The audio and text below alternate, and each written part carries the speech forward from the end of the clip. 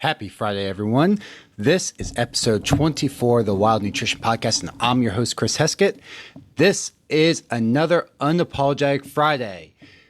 On Fridays, set a timer for 15 minutes, go over a topic with zero filter, zero editing, and there's a lot of F-bombs dropped during this episode. So this is your warning that there's going to be a lot of cursing. If you don't like that, you should probably turn it off now and go watch one of the other episodes or listen to one of the other episodes. Bleh. Can't talk right now. Anyways, today's episode, we're going to talk about the labels that you have for yourself and why they're holding you back. Why the story that's in your head is stopping you from reaching your goals. So with that said, I'm setting the timer. You should hear that. And hopefully my phone doesn't go off. All right. So the label you have for yourself, or labels, the story that is in your head is what is stopping you from actually reaching your goals because you use it as an excuse. So a common example is, I'm an introvert. I don't like meeting other people. Well, to do most jobs, unless you're in tech, and even in tech, you kind of need to interact with people to get paid. That's just the facts. I'm an introvert. I can't get up and speak with people. Cool. I was an introvert too. I am an introvert. I speak in front of the camera every single day. I sucked at the camera. So the story, the thing that you're telling yourself is limiting you from actually moving forward with your goals because you just assume that, hey, I'm this, therefore I can't. And it's no, I'm this is what I'm weak at. I should probably double down and get really fucking good at that one thing because that's a weak area. And I should hammer my weaknesses until they're strengths. And then I find a new weakness. And now that is a new strength, and I keep doing that until I become the ideal person I want to be, because you have an ideal person. You have someone in your head, that ideal mom or ideal dad or wife, father, woman, man, whatever the fuck it is. You have an ideal version of yourself in your head, and you're not there. You are not that person right now. Why the fuck not? And if you're not, why the fuck aren't you actively moving towards it? Why? Well, I'm too busy. The fuck you are. That ideal thing is the ideal version of you. You should be doing everything in your power to get to that ideal version of yourself. Well, I don't know what to do. Bullshit. You have a literal fucking supercomputer in the palm of your hands. You're listening to this podcast for free over the internet, which has all the knowledge in the world. Can't figure out something? Go Google it. Or use ChatGPT. Literally, AI will figure it out for you. So we have labels, and I'm going to go over some labels, both positive and negative, and telling you the stories you tell yourself and why the fuck it's wrong. So the first one is negative labels we attach to ourselves. So this is commonly what I have to overcome with clients. So you sign up and you start in base camp, which is phase 1 of our program. Guess what? This is generally what we're working on, because nutrition, fat loss nutrition isn't fucking hard. It's not that difficult. Workouts aren't that difficult. You just have to fucking do it and you will get results. That's it. But it's what goes on in between your ears. That's the problem. So I'm fat. I'm lazy. I'm unhealthy. If you're saying that I'm a fat person, well, my parents were fat. My grandparents were fat, so I'm fat. It's genetic. Yeah, there's a genetic component, but there's a lifestyle component that's holding you up. I'm lazy. Nobody celebrates laziness. Why the fuck are you telling yourself I'm lazy? Like, become a not lazy person. It's okay to relax. I love relaxing. Everybody loves relaxing. But if you're telling yourself you're lazy, guess what? You're going to be a lazy person. Is that who your ideal self is? Is it?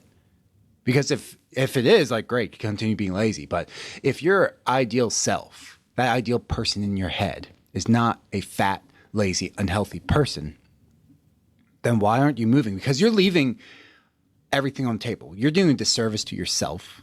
You're doing a disservice to every single person in your life that is important to you, your spouse or significant other, your kids, your family, your friends, you are a disservice if you are not actively trying to pursue that ideal version of yourself.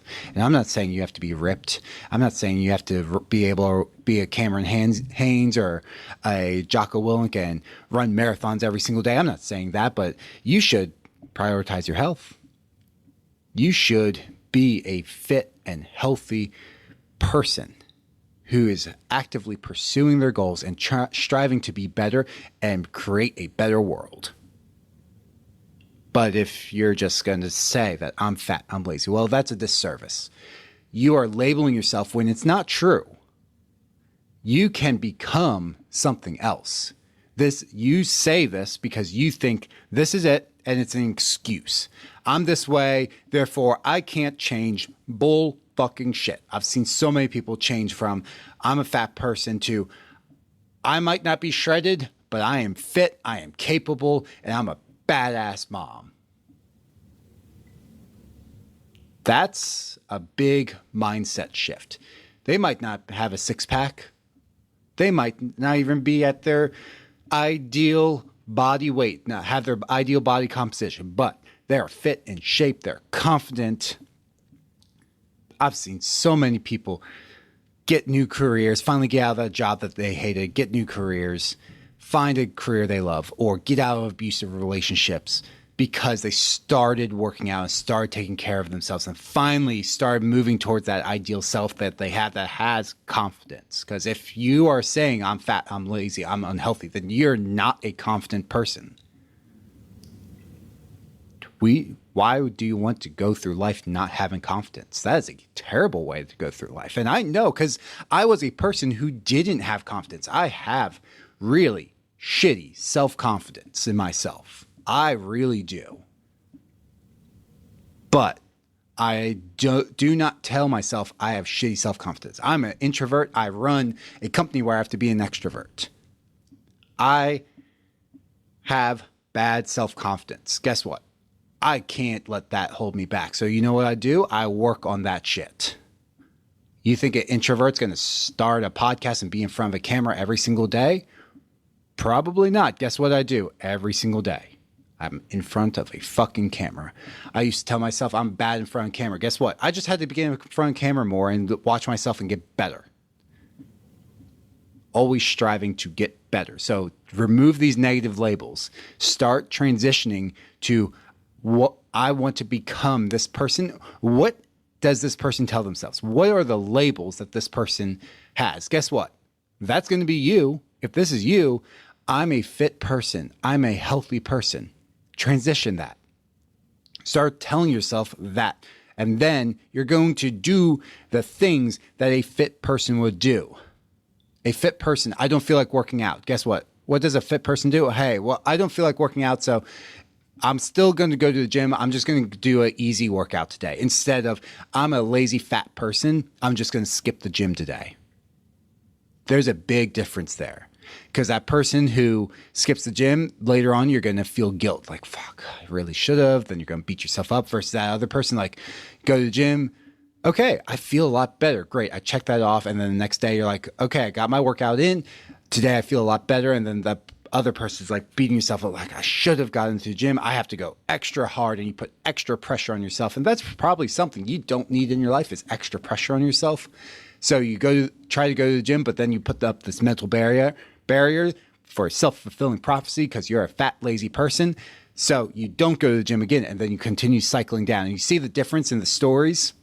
One person just went and they did, instead of an hour workout, a 30-minute workout, got a sweat in, checked off that box, and then they're moving on. And then they keep spiraling, walking up, getting closer to that ideal self, whereas the other person is moving actively away because it's self-fulfilling prophecy of I'm a fat, lazy, unhealthy person. So those are negative labels. You want to remove all of those. If you're telling yourself those are weak areas, and we hammer weaknesses until they're no longer weaknesses. I am this person. Cool. Make that chip on your shoulder and move away from it. I used to think I was a super ugly person. Couldn't get a girl. I was terrible around girls. It really was. I was socially awkward. Guess what? Now I'm married. Now I talk to women all the time through my job. It's really fucking weird, but it was a weakness that turned into, I just hammered until it became a strength. I don't tell myself I'm an ugly person. I don't think I'm a 10 out of 10 by any means. I'm not going to be one of those random Instagram girls who say I'm a 10 and that she's clearly a 6. But I don't tell myself like I'm an ugly person, because then you're going to walk around like ugly people don't deserve. You see where that negative label comes in? You should tell yourself that you're a beautiful person. Maybe you're a 10 out of 10, but there's nothing wrong with being a 7, 8, or 9. And then we get into other labels. Labels that are excuses. They're not negative labels, but you use them as an excuse to do negative things towards your ideal self. I'm a mom. I'm a dad. I work full time. So these are common ones. I'm a mom, so I can't lose weight. I have PCOS. I have menopause, so I can't lose weight. I'm a dad, so I don't have time to lose weight. Huh? Wait. So you use it as an excuse. So I'm a mom, so I can't. Let's remove can't. Let's say you get to be a mom. You have the privilege of being a mom or a dad. You have that privilege in your life. You have this awesome thing that you get to raise another little human being. Don't you want to be the best version of yourself so that you can make that little human being into the best version of themselves? Because they're following you. So they literally cannot become the best version of themselves if you're not the best version of yourself, because they're watching you. So maybe instead of saying, I'm a mom, I can't take care of myself, maybe it's, I get to be a mom. So I need to make sure that my health and everything else is in order with me so that I can take care of my family. Or I'm a dad, same thing there. So those are labels that tell ourselves. I see the same thing with jobs. Like I'm a teacher, so like I get it. Teaching's stressful. You don't get paid a ton of money. Okay, great. That's still, I'm a nurse. So like, cool, great. So are tons of other people. Like you're not a special snowflake. You get to be a teacher. You get to educate the next generation of this amazing country. You get to be a nurse. You get to help people. Yeah, there's a lot of shitty things that happen. There's a lot of shitty things in every job. But you get to do that. That's not an excuse for you to be like, I'm a teacher, so I can't afford a gym membership. Well, you don't need a gym membership to get in shape. You can just do some push-ups and go for a run at home. You don't have to have a gym membership. I'm a teacher, so the break room has all these different treats. Well, why aren't you taking your own lunch? Why aren't you packing stuff so you avoid those things? Do you need to go to the break room? Same thing with nurses. So there's also labels like that where you tell yourself, and you need to be careful, I am a blank, so I can't. What? No, that's bullshit, and you know it's bullshit. You want to tell yourself because it feels good, because it's self-fulfilling prophecy. I'm a mom, so I don't have time to do this. Bullshit. You're a mom. You can probably wake up a little earlier, or you can do things later at night. And that's usually the issue, is people don't want to do things that are outside of their ideal time. What are you doing after the kids go to bed? Oh, I see that you tagged The Walking Dead in the hashtag again. That's because you watch it every single week.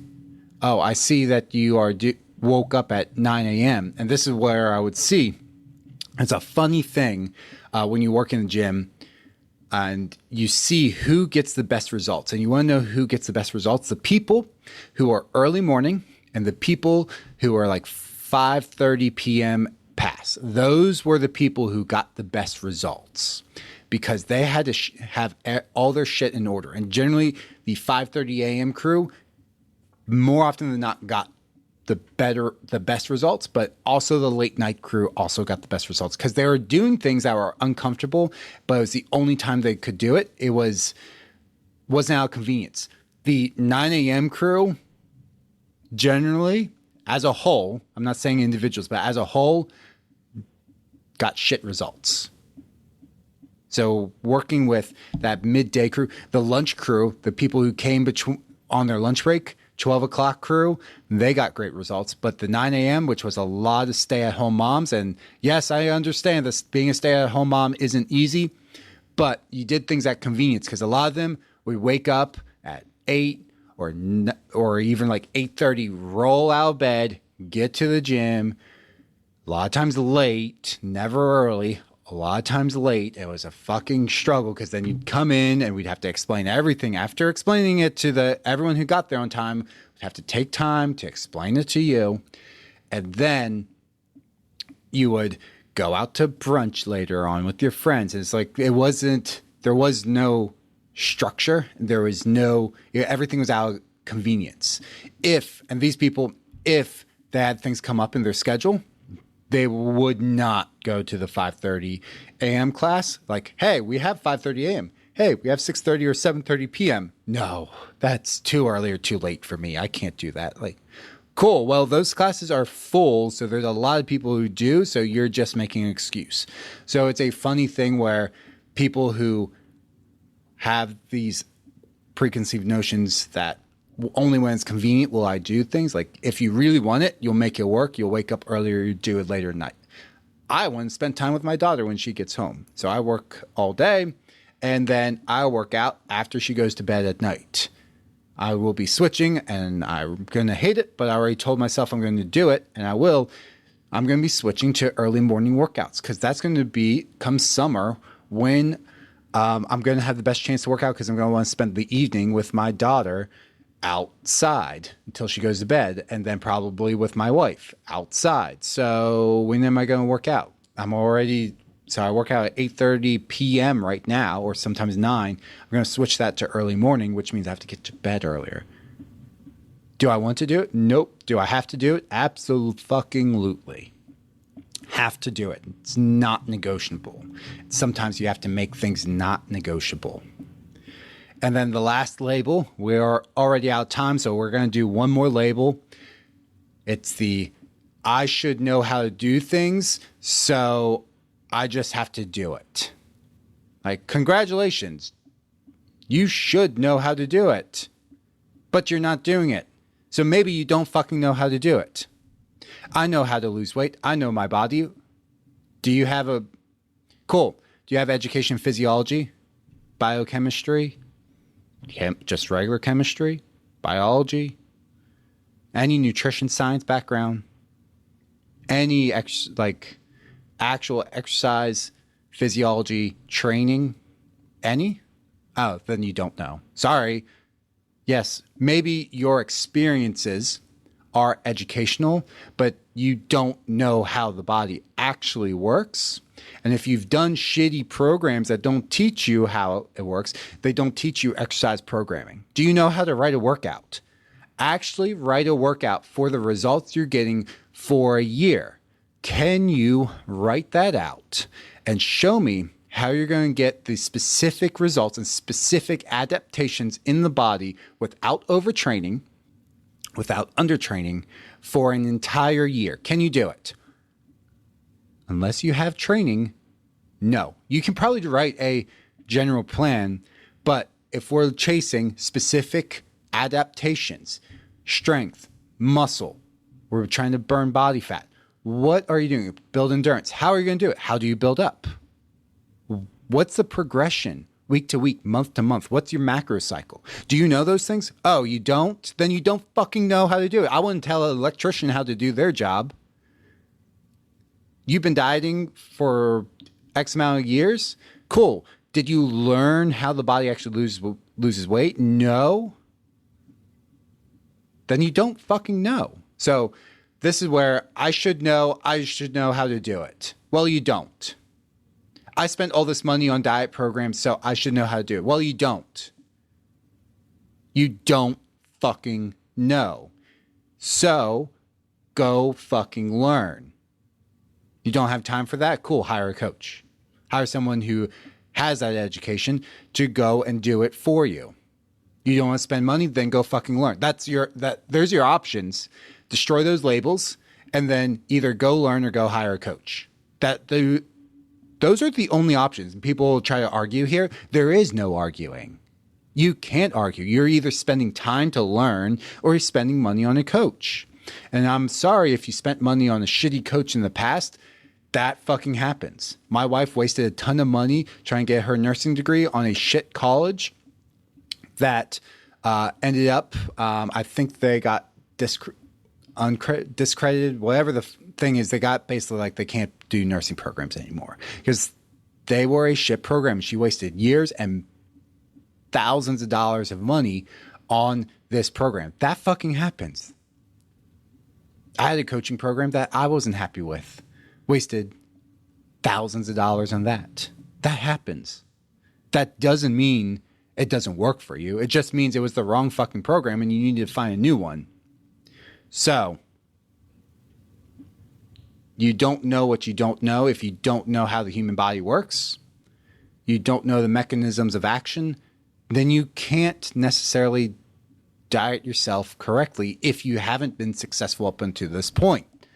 Now, if you haven't started diet and you know you have a basic knowledge and things work for you, great. Maybe you can be successful. But if you are struggling and things haven't worked, then it's time to face the facts of you don't know what you don't know. And you have two options. Hire a coach or spend the time to get the education to actually know how to do that. If you want to do that, I would recommend getting a certification. I can point you in the right direction there. BCI or Precision Nutrition would be great places to start for those. Go get the actual education on how to do it. That's the options. You got no other options. So if you want to get to that ideal self and you have this healthy version of you in your head, now you have the two roads in front of you. Do you want to spend the next 2 to 5 years learning everything to reach your goal? You have to learn it, have confidence in it, self-coach yourself for the next 2 to 5 years. Do you want to do that? Or do you want to spend 6 to 12 months to hire a coach and get to your goal? The choice is yours. There is no right or wrong choice. It just depends on how much time you want to spend. Both are going to cost you some money. One is less money, more time. One is less time, more money. Up to you. Choice is yours. There's your two paths. Fuck your labels. Change them to positive.